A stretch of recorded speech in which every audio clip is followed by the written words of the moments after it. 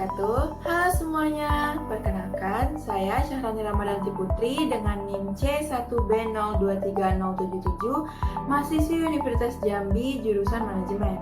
Nah, di video kali ini saya akan membahas tentang manajemen kinerja internasional di Indonesia dan studi kasusnya pada PT Panasonic Global Energy Indonesia.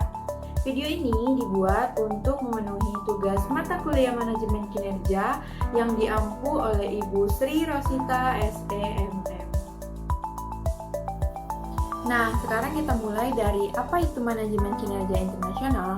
Nah, manajemen kinerja internasional adalah proses mengelola kinerja karyawan di perusahaan multinasional yang beroperasi di berbagai negara. Di Indonesia, perusahaan asing harus menyesuaikan sistem manajemen kinerjanya dengan aturan lokal dan budaya setempat. Nah, lalu aspek hukum di Indonesia. Perusahaan asing yang beroperasi di Indonesia tentu harus mengikuti aturan-aturan yang ada di Indonesia, seperti UU Ketenagakerjaan Nomor 13 Tahun 2003 yang mengatur hak dan kewajiban pekerja. Lalu ada PP tentang pengupahan, yaitu mengatur upah minimum, dan SKKNI atau Standar Kompetensi Kerja di Indonesia. Nah, mereka ini juga harus menyesuaikan kebijakan global dengan hukum lokal. Jadi, sangat penting untuk konsultasi terlebih dahulu dengan ahli hukum lokal supaya tidak ada pelanggaran. Selanjutnya, ekspatriat dan tantangannya. Nah, ekspatriat ini sendiri adalah pekerja asing yang ditugaskan ke Indonesia. Nah, ini harus sesuai dengan Perpres nomor 20 tahun 2018 yang mengatur jenis pekerjaan yang boleh diisi tenaga kerja asing dan proses perizinan kerja asing. Nah, tantangannya adalah adaptasi budaya, perbedaan cara kerja, dan penilaian kinerja yang harus sensitif terhadap budaya lokal. Untuk solusinya sendiri, itu bisa dengan membuat tujuan yang smart, memberi umpan balik secara berkala, dan bantu mereka beradaptasi secara sosial dan budaya. Nah, sekarang kita masuk yuk ke studi kasus manajemen kinerja internasional di PT Panasonic Global Energy. PT Panasonic Global Energy. Nah, PT Panasonic Global Energy Indonesia ini adalah anak perusahaan hasil kerjasama antara Panasonic Corporation Jepang dan Global Group Indonesia. Mereka ini bergerak di bidang produksi barang elektronik, khususnya produk penyimpanan energi seperti baterai dan power storage, yang digunakan baik untuk keperluan rumah tangga maupun industri.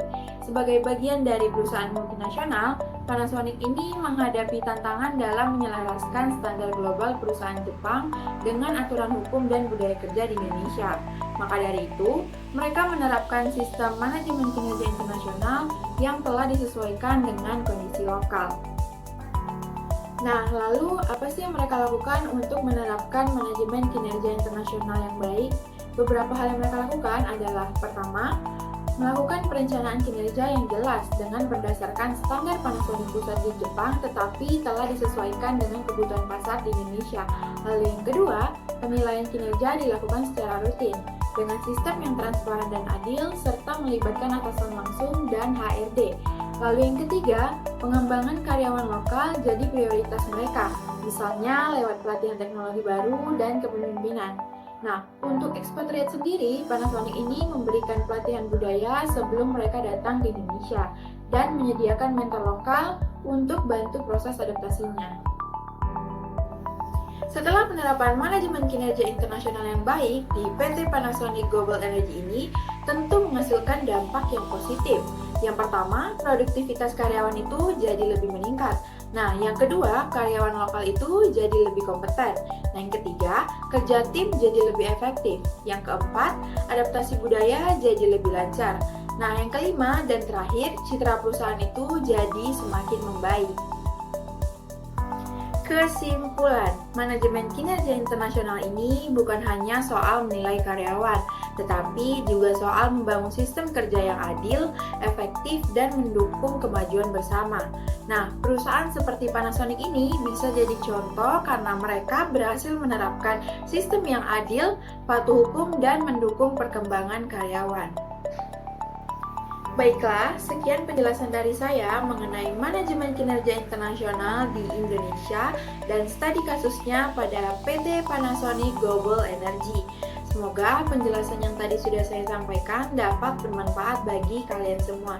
Saya akhiri, wassalamualaikum warahmatullahi wabarakatuh. Bye-bye.